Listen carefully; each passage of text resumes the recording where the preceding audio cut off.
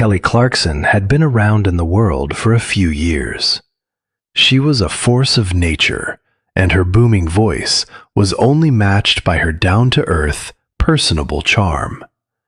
But there was an awful truth she buried beneath the sparkling grin and the #1 empowerment anthems she belted out right now. It was a narrative of quiet heartbreak and cold deceit that nearly brought down the business she'd built from nothing. The man at the center of it all was not a competitor or an enemy in the industry, but her own husband, Brandon Blackstock, the man she had devoted her job, her family, and her heart to. That was the one that was wrong. Years of being silenced and a long and expensive court fight are finally bringing the truth to light. After years of being compelled to stay silent, it's a story much more intricate than your average divorce, involving millions of dollars, illegal business operations cloaked as love, and the gut-wrenching loneliness of a woman who thought she was raising her children alone in her own marriage. All of these factors combined make the situation far more complex than a simple divorce. But now, she has broken her silence at last, and what she has uncovered confirms a dreadful reality. The biggest threat to her legacy was that she was living in ownership of her own house. Kelly Clarkson has finally broken her silence, but you have to know the woman on the other end to get the enormity of the betrayal. Persistence made Kelly Clarkson famous, even though she was never supposed to be in a prominent position. She was born in Fort Worth, Texas, and grew up in the little town of Burleson, Texas. She had no corporate connections or privileged beginnings in her early life. It was a life of constant flux. Since I was a small child, never stable. Her father, Stephen Michael Clarkson, left the family when she was just 6. A wound that would leave an indelible mark on her life and art. Her father left home when she was barely 6, before she was born. Her family broke apart, and her siblings and sisters moved to live with relatives across the country. Kelly was raised in a not-so-affluent home, and her mother's occupation was a first-grade teaching.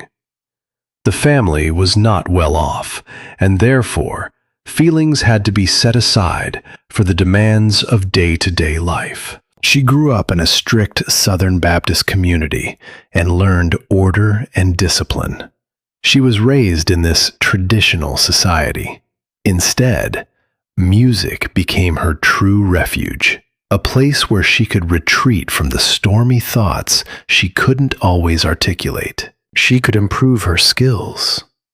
It was not via expensive classes or attending a performing arts school that she was able to succeed, but by coincidence.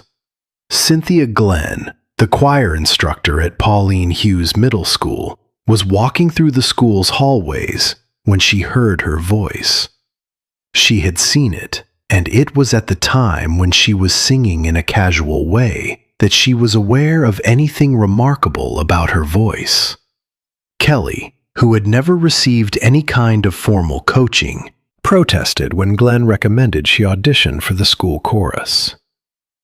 There had been some resistance to Glenn's notion initially. Glenn had advised her to go try out for the position, to go for the chorus, but she decided to take a chance.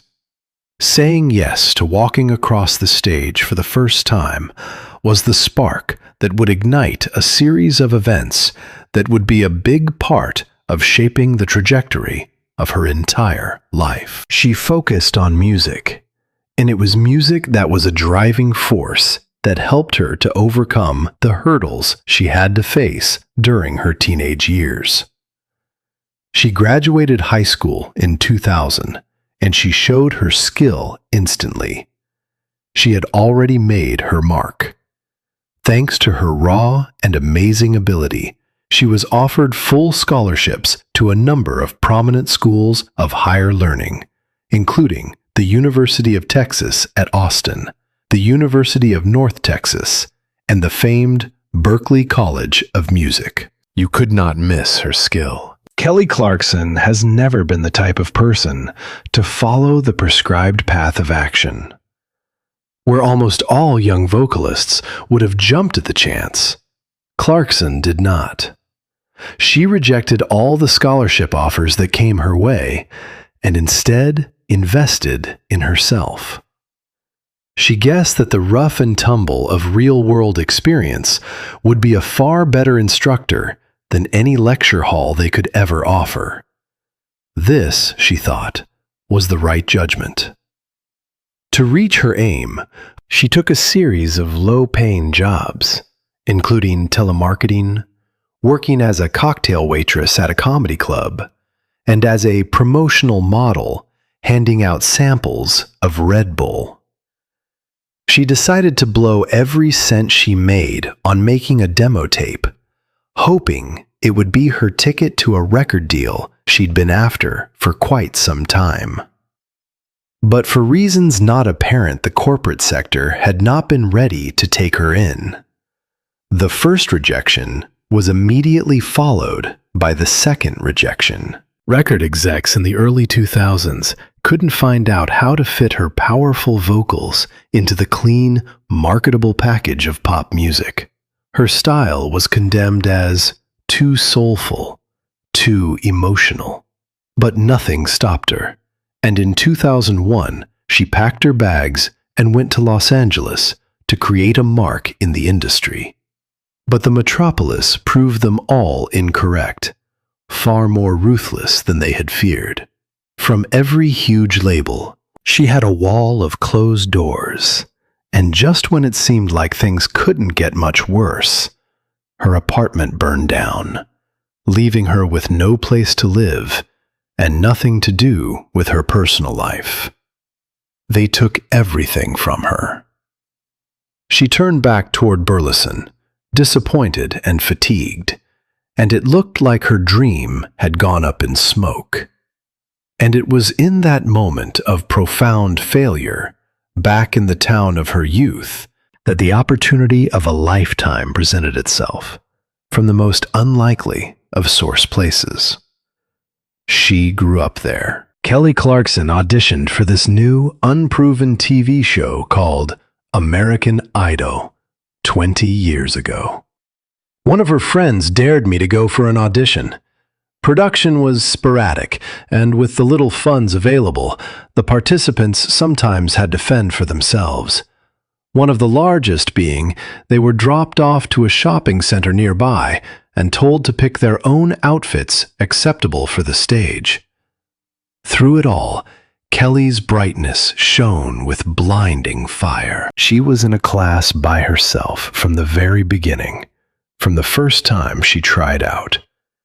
Her vocal range, her emotional depth, and her actual girl-next-door appeal, enabling her to catch millions of people and bring them to her events. She continued this week after week. She wasn't a competitor in the tournament, but she was a phenomenon unto herself. She was the first winner of the American Idol competition on September 4th, 2002. And to have 58% of the vote from folks in the audience all throughout the country, it's impossible to think about it. Her debut album, a double-A-sided disc with the tracks A Moment Like This and Before Your Love, made history in the music business when the disc jumped from number 52 to number 1 on the Billboard Hot 100 chart. It was a significant step up in her career. The giant leap also broke a record held by the Beatles for 38 years. There was a new kind of star that came along. This wasn't a decision taken in some boardroom. This was a decision made by the people of the United States of America. She didn't appear like a pop star, but her voice was irrepressible. Her voice was a power you could not resist. He was in communion with the world she was just starting to enter, and his influence would threaten one day to destabilize all she had been so persistent in building up. The guy who would one day be at her side, both professionally and personally, was already in touch with the world that she was only entering. Kelly Clarkson had made it to the top of the industry, but she had no idea he'd be there for her years to come. Kelly and Brandon Blackstock's initial fortuitous meeting took place way back in 2006, when both were involved in the preparations for the Academy of Country Music Awards. His father was Narvel Blackstock, head of Starstruck Management Group, and his stepmom was Reba McEntire, a childhood inspiration of Kelly's. Kelly's father owns Starstruck Management Group. He was a music manager, a member of a powerful Nashville family, a Nashville dynasty. Their first interview was businesslike and prosaic. They didn't see each other again until 2012, 6 years later, and this time there was a spark. Their love was blossoming fast, and by December of that year, they had already planned to get engaged. In October 2013, the two tied the knot in an intimate and down-to-earth ceremony in the state of Tennessee. To those who weren't involved, it was like something out of a fairy tale. There was a man who knew the difficulties of being in the industry, falling in love with a worldwide pop sensation, who also knew the pressures. He looked like a steady husband, and he was a good balance for her bubbly personality. They have one daughter, River Rose, born 2014, and one son, Remington Alexander, born 2016. The pair welcomed both their kids in 2016. What happened in the end was a blended family that included Brandon's 2 kids from a previous marriage in the family mix. They broadcasted over their many social media platforms, a manicured collection of domestic joy, family holidays, backstage hugs, teary sing-alongs. They were considered by most to be the most powerful duo in the known planet. But behind the scenes, out of sight, the picture was altering, but in a different way. Eventually, as time went on, Kelly would come to the realization that her marriage was not the picture-perfect life that she had portrayed to the world. In her declaration, she said, her terrible emotional loneliness, how she felt like a single mother in a legal partnership. She also felt she could not walk away from the partnership. She was nearly single-handedly doing the emotional and domestic work of their family life, all while trying to keep a demanding and complex job, which included releasing albums, touring, creating her own talk show, and coaching on The Voice. Despite the huge pressure she was under, she kept her mouth shut to protect her family and her personal life from the glare of the public. She smiled for the cameras, delivered faultless performances, and continued to build her brand as she strove to establish her brand on the foundation of authenticity. All this while the most important part of her private life was slipping slowly away. But she was the only one who could see the cracks starting to develop. She was trying all she could to keep everything together. Kelly's divorce filing in June 2020 cited the typical legal grounds of irreconcilable differences. But that was a severe understatement for the twisted web of personal and professional betrayal that was about to be uncovered. Kelly filed for divorce back in June of 2020. The first public sign of trouble didn't show up until June 2020. Immediately afterwards, not only did they get divorced, but there was a full-scale inquiry into a lie that had been going on for years. Her husband and manager is Brandon Blackstock. He was her boss, too. While working for his father's company, Starstruck Management Group, he achieved this. But this arrangement hid a large and illegal part of the reality that was really going on.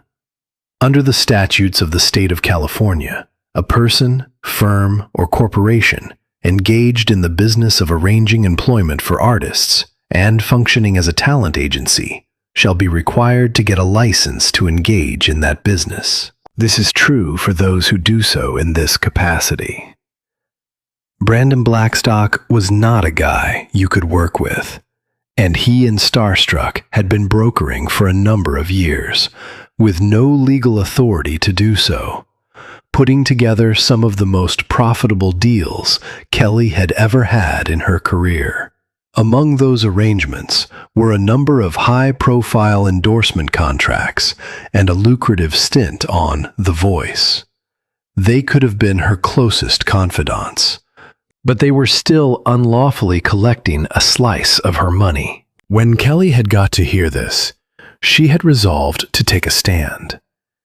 In her appeal to the California Labor Commissioner, she said she believed Starstruck Management Group had violated the state's Talent Agencies Act. She brought the petition to the California Labor Commissioner. After a lengthy and hard-fought judicial struggle, she was finally vindicated in November 2023. The commissioner investigated the matter and found that Brandon and Starstruck were functioning as talent agents without licenses. And that was how the commissioner had come to think. They paid a fine to reimburse more than $2.6 million in commissions that they improperly received for things they were never legally supposed to conduct. The verdict was a startling revelation of a decades-old financial exploitation that had been taking place under the noses of the general people. This investigation had been going on for a long time. However, 3 months before the trial was due to begin, Brandon and his father reached a secret settlement with Kelly. And this was the case set to go to trial in May 2024. Brandon and his dad appealed. The general public's verdict was very obvious. Brandon is in detention, but the exact terms are still being kept hidden. Now Kelly could express what she thought, without fear of the consequences. I kept quiet for years because I was trying to protect everyone, but not myself. Was a gut punch. But in an interview, she was brutally honest and said, nobody knew what he really did. The admission was a harsh confirmation that her melancholy was mixed with deception and financial fraud from the one person she should have been able to trust the most. This long, drawn-out fight for their Montana holdings only served to underscore the animosity that had existed between them during their separation. Brandon continued to live in the house for months, not wanting to go, although the house was officially awarded to Kelly in the divorce process. The struggle and the psychological pain that was being endured with Kelly was extended. They eventually got this through a court order, and he was forced to leave in June 2022. The ranch had been their emblem of their shared lives, the family's safe haven. But now, things had changed. They finally agreed to co-parent their children, but the wounds of betrayal still lingered. Her heart had been broken, not just by the guy who'd vowed to love and protect her, but by his use of her ability to allow him to avoid accountability for his acts.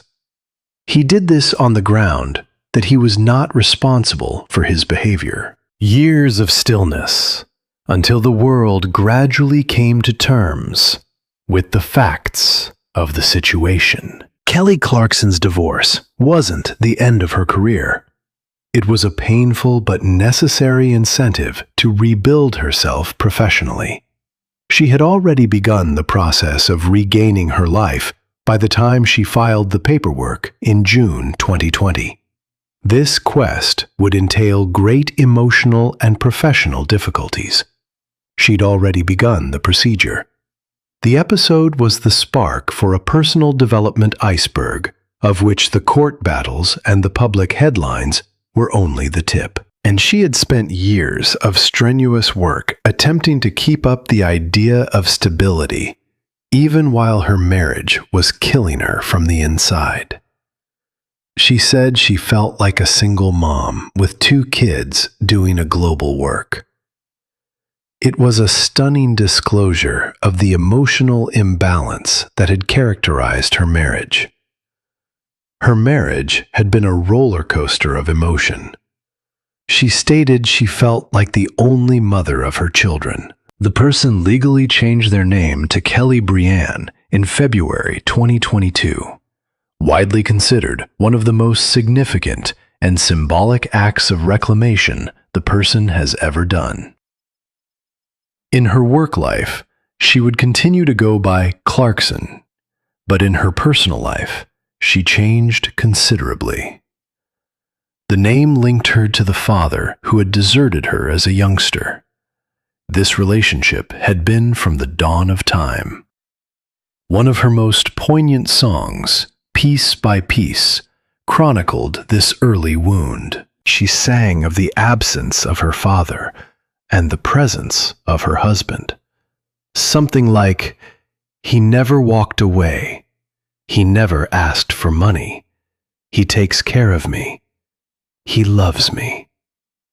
Once a testament to healing and redemptive love, the lyrics had taken on a bitter, tragic irony over the course of the song's performance. The man she had believed had been healing the scars of her past had in fact caused a new and more severe wound. To her, this was true in a lot of different ways. By choosing to use her middle name, Brianne, she was cutting herself away from a terrible heritage and into an identity of her own. Kelly would sometimes listen to her music when she was working through her feelings. In June 2023, she released her 9th studio album, Chemistry. It was a plain, unadorned journey through the complete range of emotions that come with the demise of a love affair. Love and passion, grief and rage, and the halting quest for hope. Her songs, such as Mine and the scathingly direct Red Flag Collector, show how she was able to explode through years of public silence with her lyrics. This she did in songs like this, exposing her feelings. It's a tour de force of vulnerability and guts, and has garnered critical praise. It is seen as her most mature and honest work to date, and has won her numerous awards. This wasn't simply a bunch of songs. It was a statement that her sadness wasn't going to define her, but that she would convert it into art. The CD contained a compilation of songs, and her new honesty went beyond the arena of music to other areas. She began talking openly in interviews about her anxiety and her commitment to therapy, helping to break down the stigma that can surround mental health for the millions of people who follow her. Humorous, and humorous for a long time to come. It was a sarcastic shot at her ex-husband, but it struck a connection with her audience, who applauded her for finding humor in the midst of sadness. She also made a promotional film for a holiday record, in which she is shown hanging 4 stockings over a fireplace. One was for her, one for each of her children, and the 4th was clearly labeled, Nope. Through all that had happened, her children were to be her anchor, and the reason she continued to move forward with grace and dignity. By 2025, Kelly was well on her way to achieving her goal of rebirth. She was determined to control her career, breaking away from Atlantic Records and forming her own independent record label. That was the ultimate act of empowerment, as it ensured that she, and only she, would have the final say on the artistic and financial route of her career. This feat marked the peak of empowerment. Her debut solo smash was an artistic independence proclamation that was both delicate and strong. Her first hit song, Where Have You Been?, was written and produced by her. On her return to the stage, she began a new residency in Las Vegas. The residency was a string of tiny private events, showcasing her amazing voice in a more relaxed environment. The Kelly Clarkson Show has been a steady grower in popularity, with reviewers giving it excellent ratings and awards for the honesty and compassion of the show. Kelly didn't make us famous. She was a survivor, a mentor, and a powerhouse in business in her own way. Kelly made us famous. That was probably the best summation of the whole situation by the first person to see her brilliance on the stage of American Idol, Simon Cowell. When the stage lights go down and the studio cameras go off, Kelly Clarkson's world is reduced to the two people who matter most to her when she's performing: her children, River and Remington.